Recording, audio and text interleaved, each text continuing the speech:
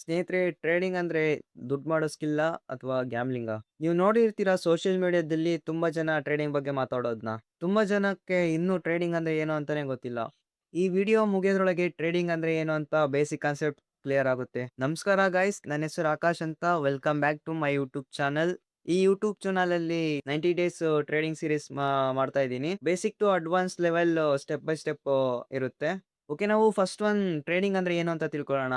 Okay, simple ಆಗಿ ಹೇಳ್ಬೇಕು ಅಂತ ಅಂದ್ರೆ ಟ್ರೇಡಿಂಗ್ ಅಂತ ಅಂದ್ರೆ ಫೈನಾನ್ಷಿಯಲ್ ಅಸೆಟ್ ನ ಬೈ ಮಾಡಿ ಪ್ರೈಸ್ ಇನ್ಕ್ರೀಸ್ ಆದಾಗ ಅಲ್ಲಿ ಸೆಲ್ ಮಾಡೋ ಪ್ರೊಸೆಸ್ ನ, ಅಥವಾ ಕೆಲವು ಮಾರ್ಕೆಟ್ ಅಲ್ಲಿ ಫಸ್ಟ್ ನಾವು ಸೆಲ್ ಮಾಡಿ ನಂತರ ಪ್ರೈಸ್ ಡಿಕ್ರೀಸ್ ಆಗ್ತಾ ಇದ್ದಾಗ ಅಲ್ಲಿ ನಾವು ಬೈ ಮಾಡಿ ಪ್ರಾಫಿಟ್ ಮಾಡೋದನ್ನ ಟ್ರೇಡಿಂಗ್ ಅಂತ ಹೇಳ್ಬೋದು. ಇವಾಗ ನಾವು ಫೈನಾನ್ಷಿಯಲ್ ಅಸೆಟ್ ಅಂದ್ರೆ ಏನು ಅಂತ ತಿಳ್ಕೊಳ್ಳೋಣ.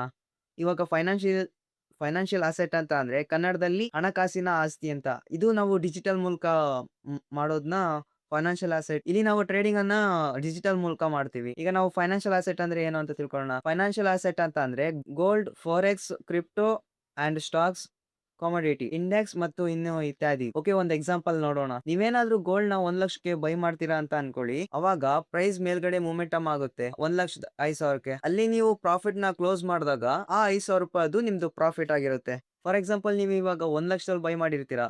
ಅದೇ ಮಾರ್ಕೆಟ್ ಮೇಲ್ಗಡೆ ಹೋದಾಗ ನೀವು ಪ್ರಾಫಿಟ್ ಮಾಡ್ತೀರಾ. ಅದೇ 1 ಲಕ್ಷದಲ್ಲಿ ನೀವು ಬೈ ಮಾಡಿದಾಗ ನೀವು ಏನಾದ್ರೂ ಮಾರ್ಕೆಟ್ ಏನಾದ್ರು ಡೌನ್ ಆಗ್ತಾ ಇದೆ ಅನ್ಕೊಳ್ಳಿ. ಅವಾಗ 95,000ಕ್ಕೆ ಬಂತು ಅಂತ ಅನ್ಕೊಳ್ಳಿ. ಅವಾಗ ನಿಮ್ಗೆ ಲಾಸಸ್ ಆಗುತ್ತೆ. ನಾವು ಇವಾಗ ಟ್ರೇಡಿಂಗ್ ಯಾವ ತರ ವರ್ಕ್ ಆಗುತ್ತೆ ಅಂತ ತಿಳ್ಕೊಳ್ಳೋಣ. ಇವಾಗ ಮಾರ್ಕೆಟ್ ಅಲ್ಲಿ ಬಯರ್ಸ್ ಮತ್ತೆ ಸೆಲ್ಲರ್ಸ್ ಇಬ್ರು ಇರ್ತಾರೆ. ಯಾವಾಗ ಡಿಮ್ಯಾಂಡ್ ಝೋನ್ ಕ್ರಿಯೇಟ್ ಆಗುತ್ತೆ ಅಂದ್ರೆ ಬಯರ್ಸ್ ಜಾಸ್ತಿ ಯಾವಾಗ ಇರ್ತಾರೆ, ಮಾರ್ಕೆಟ್ ಪ್ರೈಸ್ ಮೇಲ್ಗಡೆ ಹೋಗುತ್ತೆ. ಅದೇ ರೀತಿ ಸೆಲ್ಲರ್ಸ್ ಯಾವಾಗ ಜಾಸ್ತಿ ಇರ್ತಾರೆ ಅವಾಗ ಮಾರ್ಕೆಟ್ ಕೆಳಗ್ ಬೀಳುತ್ತೆ.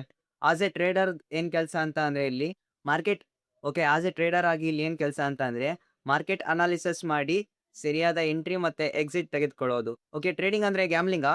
ನಾಲೆಜ್ ಇಲ್ದೆ ರ್ಯಾಂಡಮ್ ಆಗಿ ಟ್ರೇಡ್ ಮಾಡಿ ಪ್ರಾಫಿಟ್ ಅಥವಾ ಲಾಸಸ್ ಮಾಡಿದ್ರೆ ಅದು ಗ್ಯಾಮ್ಲಿಂಗ್ ಆಗಿರುತ್ತೆ. ಇವಾಗ ಒಬ್ಬ ಪ್ರೊಫೆಷನಲ್ ಟ್ರೇಡರ್ ಆಗ್ಬೇಕು ಅಂತಂದ್ರೆ ಏನಂದ್ರೆ proper analysis, risk management, discipline points ಗಳಿಂದ ಅಪ್ಗ್ರೇಡ್ ಮಾಡ್ಕೊಂಡ್ರೆ ಒಬ್ಬ ಪ್ರೊಫೆಷನಲ್ ಟ್ರೇಡರ್ ಆಗ್ಬೋದು.